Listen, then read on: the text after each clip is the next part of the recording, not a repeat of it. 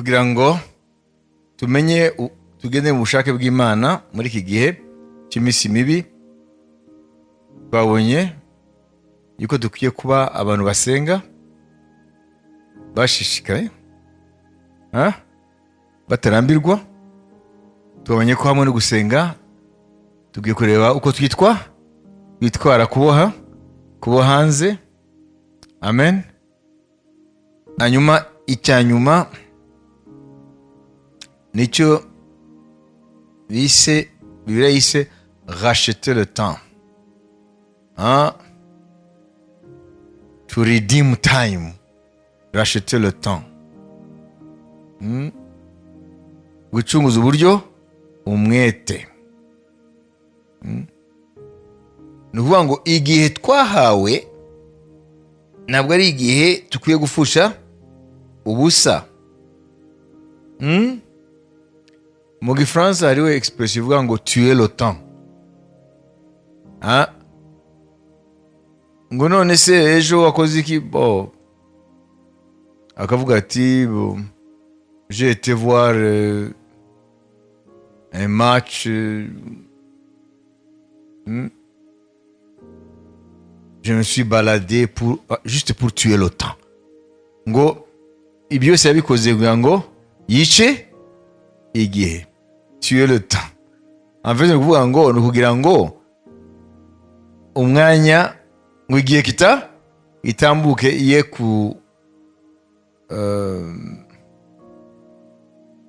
kugira irungu. Ariko biratubwiye hano ngo igihe kikwiye gucungurwa. Ucungura ikintu cy'agaciro. Impamvu Imana yaducunguye dufite agaciro mu maso hayo. Ngo n'igihe imbere y'Imana ni cy'agaciro. Amen. Mu gihe tubona ko igihe ari kigufi tukwiye kugicungura. Ngo tugiye gukoresha ni gute twakoresha igihe neza. Igihe twayikoresha neza gute? Igihe Imana yaduhaye.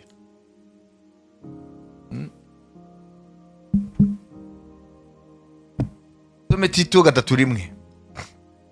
Tito 2:11 tugeze kuri 15.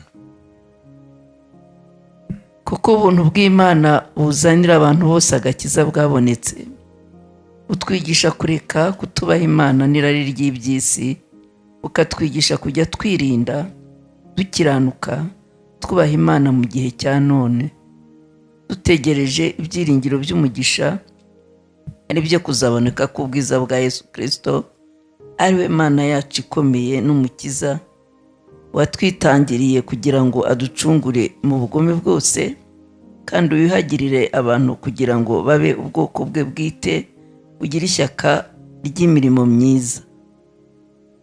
Ujye uvuga ibyo kandi ubibahugure, ubahana nk'ufite ubutware rwose, ntihakagire ugusuzugura. Amen. Mumvise hano ijambo ry'Imana rituhangurira iki? Imirimo myiza. Amen. Haleluya. Ariya ubuntu bw'Imana bwahishuwe icyo butwigisha, sibyo? Kuri 12. La grâce elle nous enseigne à renoncer à l'impiété et aux convoitises mondaines et à vivre dans le siècle présent selon la sagesse, la justice et la piété. Utwigisha kureka kutubaha Imana n'irari ry'iby'isi, ukatwigisha kujya twirinda dukiranuka twubaha Imana mu gihe cya none. Amen. Nuvuga ngo kugira ngo tubeho nk'abantu bazi ubushake bw'Imana mu gihe nk'iki, tugiye kumenya ubuntu Kristo yatuzaniye butwigisha iki. Hamwe no kwiyambura iby'isi no kutubaha Imana no kuba mu gukiranuka n'ibindi, ariko kugwiza imirimo myiza, kutaba owazifu, kuba ufite ishyaka ry'imirimo myiza. Amen. Na nibyo dusoma hano muri Tito nyine ku murongo wa 14 3:14. Kandi abacu nabo bige kumaramaza gukora imirimo myiza, babone uko bakenura ababikwiriye, kugira ngo abacu be kugumbaha. Amen.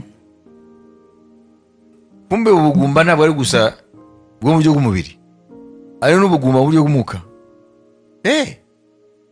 Ni ukuvuga ngo iyo umuntu atagwiza imirimo myiza ihesha Imana icyubahiro, Imana imwita ingumba, sterile. ngo yigishe ngo abande 14 ngo il faut que les nôtres aussi apprennent à pratiquer de bonnes œuvres pour subvenir aux besoins pressants afin qu'ils ne soient pas sans produire des fruits. Dusubiremo. kandi abacu nabo bige kumaramaza gukora imirimo myiza, babone uko bakenura ababikwiriye kugira ngo abacu be kugumbaha. Amen. Abacu ni bande? Kumba ari abacu ni ba bandi b'imbere. Wayibise? Hano ijambo ry'Imana riratandukanya abo hanze y'itorero n'ab'imbere. Ngo abacu bagire gute? Bagwize imirimo myiza kugira ngo bikenure ubwabo, bafashe n'abandi, genda kongereza batangire umurimo w'Imana kugira ngo ujye imbere. Kuko nibagumbaha mu byo gukora imirimo myiza, ubwabo bazasabiriza, bahemuke, sibyo? N'umurimo w'Imana ntacyo bazawumarira. Ibi nibyo rero Imana idusaba muri iki gihe turimo, kugira ngo Yesu azasange turi muri ibyo. Haleluya, amen. Azasange twitwara nk'abajyabwenge mu ngeso zacu, mu mibanire yacu ubwacu nk'abakristo, no mu mibanire yacu nabo hanze y'itorero, ari bo birayita abapagane, abatizera. Kandi ibyo ntabwo twabishobora tutari abantu b'abanyamasengesho kandi batayoborwa n'ijambo ry'Imana, ko twabonye uko ngo tugenda n'ubwenge, kandi ubwenge ni Kristo, kandi Kristo ni ijambo. Ijambo yambaye umubiri. Amen. Uko niko dushobora rero kumenya ubushake bw'Imana, tukabona uburyo ducunguza uburyo umwete muri iyi minsi mibi. Ariko nitubura kimwe muri ibi, ntabwo tuzigira tunezeza Umwami, kuko ntabwo tuzaba mu bushake bw'Imana. Ese ibi byose twize uyu munsi mushobora gukora samari yabyo? Mushobora kubitondekanya? Umutwe uravuga iki? Umutwe w'ijambo. Ntabwo mwanditse umutwe?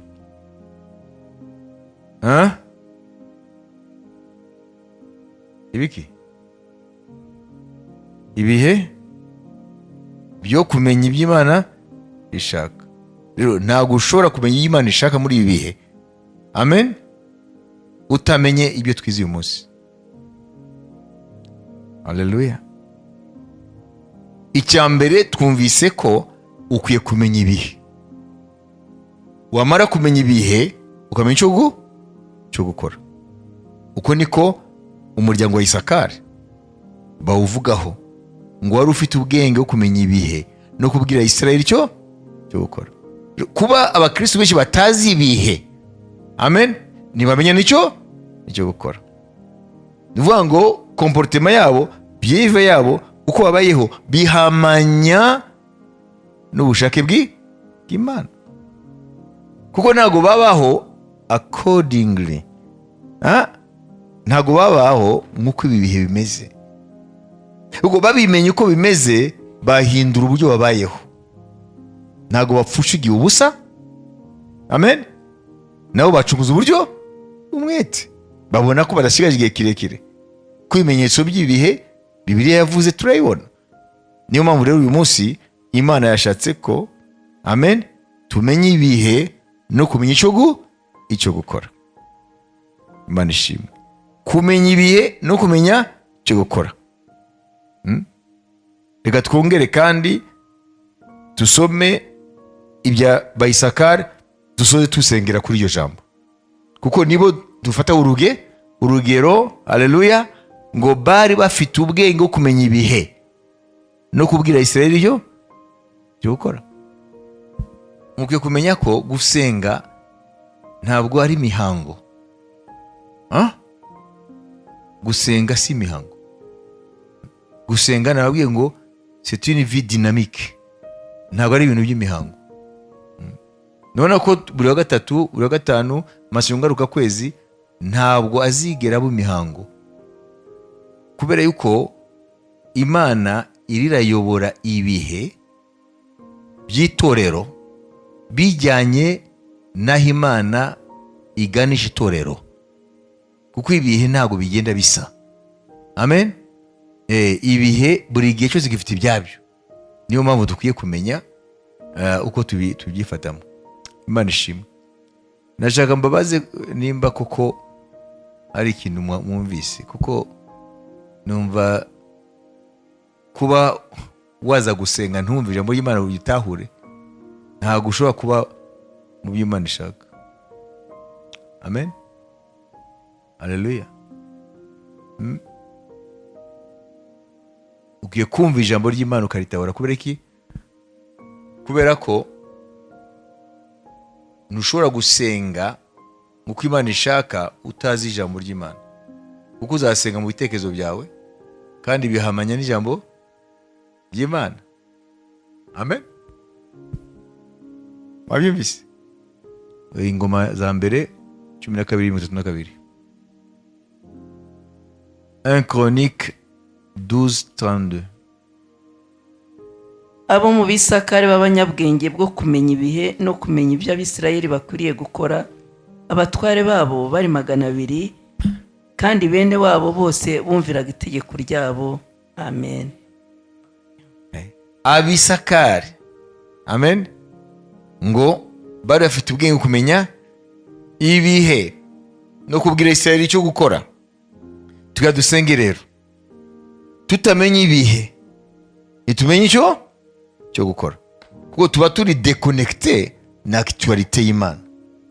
Donc ibyo Imana ishaka dukora nitwabikora tutazi ibihe. Amen.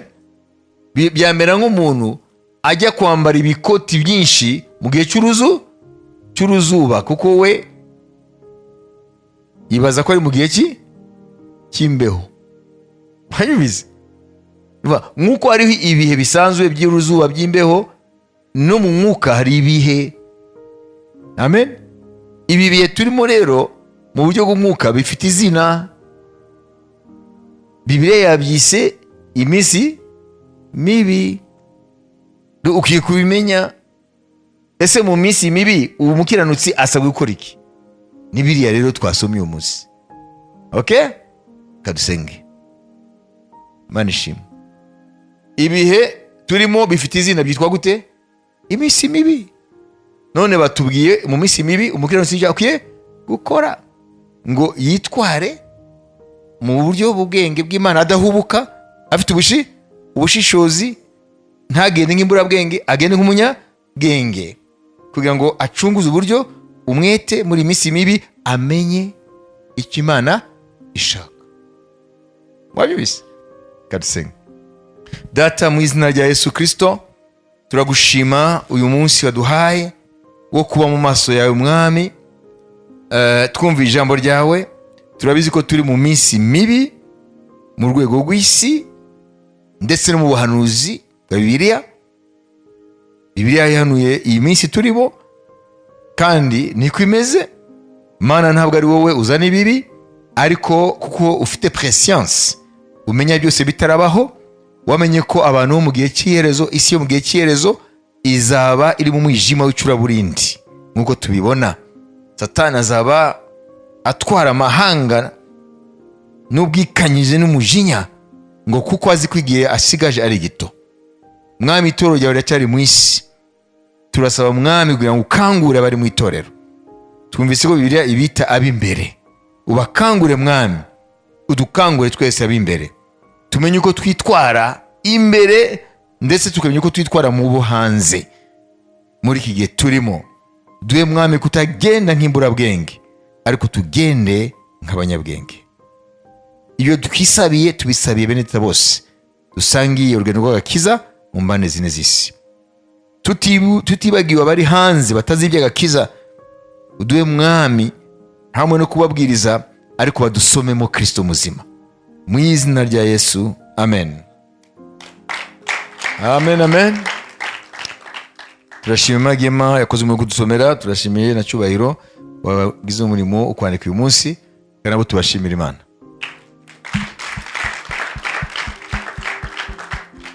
Abasigaye rero tubishyire mu bikorwa, tuzaba duhiriwe, niko Yesu yavuze ngo kumva ni kimwe, kubishyira mu bikorwa n'ikindi, ngo muzaba muhiriwe ibyo mwumvise nimubishyira mu bikorwa.